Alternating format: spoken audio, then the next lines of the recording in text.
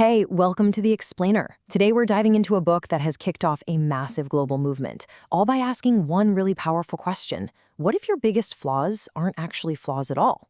We're talking about How to Do the Work by Dr. Nicole LePera. And trust me, this is way more than just a book. For millions of people, it's become a roadmap for understanding and really healing the parts of ourselves we thought were just broken for good. So, let's just start right there, with the one question that is at the absolute heart of this book. You know that thing you do when you're stressed? That flash of anger or that sudden urge to just shut everyone out? Or that wave of anxiety you've always just chalked up to, well, that's just my personality. What if it's not? What if it's just an echo from your past? A really brilliant survival strategy that your younger self came up with to get through the world? I'm telling you, that single shift in perspective, it's the key that unlocks absolutely everything we're about to get into. Dr. LePera's whole journey really started with her own personal crisis. Even though she was a trained clinical psychologist, she found herself feeling totally stuck.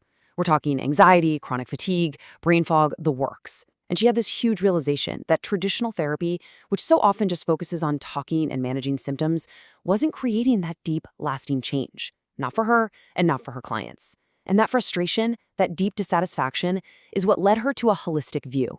This idea that our mind, our body, and our soul are all completely connected. And from that, the holistic psychologist was born, creating a community of millions of #self-healers, all dedicated to taking an active, really empowered role in their own healing journey. Okay, so here's the journey we're going to take together through her work. First up, we're going to figure out why so many of us are on autopilot, just living out these unconscious patterns. Then, we'll dive into how the body actually remembers our past, even when our conscious mind tries to forget. After that, we get to the good stuff, the practical tools to become our own healer. And finally, we'll see how all of this lets us shift from just reacting to life to actually consciously creating it. So let's get right into that feeling of being stuck. You know what I'm talking about, right? It's finding yourself in the same kind of relationship, again, or having that same argument with your partner that just goes in circles. Or maybe it's just waking up with that familiar knot of anxiety in your stomach. Well, Dr. LePera says this isn't a life sentence. It's just life on autopilot. It means we're being guided by these invisible scripts, this subconscious programming that was written a long, long time ago, back in our childhood. So the whole foundation of Dr. LePera's work is something called holistic psychology. And it's a simple but honestly pretty radical idea. You cannot separate the mind from the body. Think about it. Our culture treats them like two totally different things, right?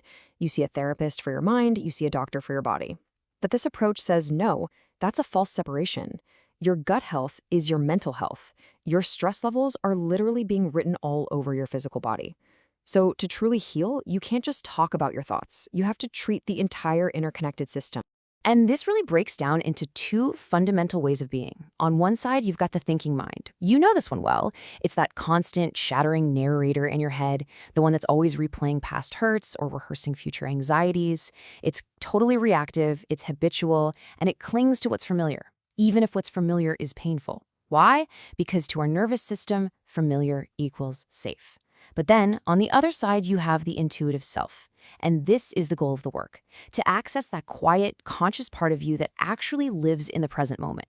It's the part that can observe your thoughts without being swept away by them, which allows you to finally make new choices, free from all that old programming. So why is that thinking mind so incredibly powerful? Why are we so deeply stuck in these patterns, even when we consciously know they aren't helping us? Well, the answer isn't just in our heads. It's because our bodies are living, breathing archives of our past. They remember everything, especially trauma. Now, a really crucial piece of this whole thing is redefining what we even mean by trauma. We usually think of trauma as only those huge catastrophic events you'd see on an adverse childhood experiences test, or ACEs, like severe abuse or neglect. But Dr. LePera expands that definition. She says trauma is any experience or a series of them that overwhelmed your ability to cope at the time. So this could be something like having a parent who was emotionally checked out, or constantly feeling like you weren't heard, or being shamed for having big feelings. These smaller, repeated experiences also create stress patterns that get locked in our nervous system, and they end up shaping our entire reality as adults. So when our system gets overwhelmed like that, it automatically defaults to one of 4 hardwired survival modes. There's fight, which can look like aggression or being super defensive or controlling. There's flight, which is all about avoidance, perfectionism, or just being chronically busy. Then you've got freeze, that feeling of being completely stuck, procrastinating, unable to make a single decision. And then there's dissociation. Dr. LePera has this brilliant way of describing it. She calls it getting into her spaceship, and it's that feeling of just mentally checking out. You're physically there, but your mind is a million miles away. For so many of us, that one right there explains so much, even things like big gaps in our memory. Now, the science behind all this is absolutely fascinating. It's called polyvagal theory, and what it basically says is that our nervous system has this built-in surveillance system that is constantly scanning our environment and even the faces of other people for cues of safety or danger. And it's doing this all beneath the level of our conscious thought.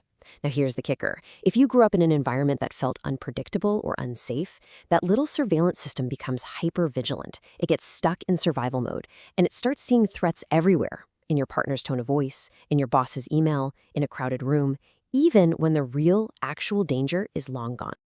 Okay, so understanding why we're stuck is a huge first step.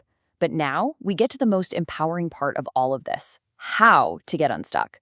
This is where the work really shifts from just having insights to taking action. It's where we stop being passive victims of our past and start becoming active participants in our own healing, right here, right now, in the present moment. One of the most powerful tools for this is learning to witness your inner child. Just think about it. When you have one of those huge emotional reactions that feels totally out of proportion to what's actually happening, that's very often your younger self being triggered. So instead of just lashing out or shutting down, the work is to practice this simple 4-step pause. First, you just notice the reaction is happening. Then, you witness the physical sensations without judging them. That heat in your face, the knot in your stomach. Third, you validate it. You literally say to yourself, it makes complete sense that I feel this way, given my past. And only then, from that calm, conscious space, can you choose how to respond. And that is how you finally break that automatic cycle of reaction. And remember, because trauma is stored in the body, the healing has to be body-based. This isn't just about thinking different thoughts. It's about learning to speak the actual language of your nervous system. Breathwork, for instance, is like a direct line to calming down that fight-or-flight response. Nutrition is absolutely key because of the gut-brain axis. That's a literal information highway between your gut and your brain. The fact that most of our main mood-regulating chemicals, serotonin, is made in our gut, that's a total game changer. And things like movement and mindfulness help pull us out of those anxious thoughts swirling in our head and bring us back into our bodies, which, by the way, is the only place we can ever truly feel safe.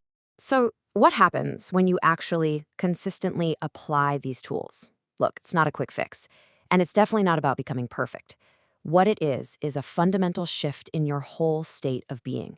You slowly, gradually move from a life that's defined by unconscious reactions to a life of conscious creation, one small choice at a time. This right here is the ultimate promise of doing the work. For so long, many of us really believe that our patterns are just who we are, that we don't have a choice. But as you become more conscious of your triggers and as you learn to regulate your own nervous system, you create this tiny little bit of space, a pause between a stimulus and your response. And it is in that space that you find your choice. You start to realize you are not defined by what happened to you. You have the power to build a brand new future, one conscious decision at a time. And maybe the most beautiful insight in this entire book is this. This journey isn't about destroying your old self to build some new perfect version. It's actually more like archaeology. You're just gently brushing away the layers of conditioning and the coping mechanisms and all the survival patterns that have buried the real person you've always been underneath it all. Healing isn't about becoming someone new at all. It's a homecoming. So we'll leave you with a question to carry with you. This work can feel huge and overwhelming, I know, but it always begins with one small moment of awareness. So don't try to change everything all at once. Just ask yourself this. What is one small automatic pattern? Maybe it's the way you talk to yourself, or the way you react to stress, or the way you numb out. What's one small thing that you're ready to simply become aware of, starting today? That awareness, that's the first step. And the first step is everything.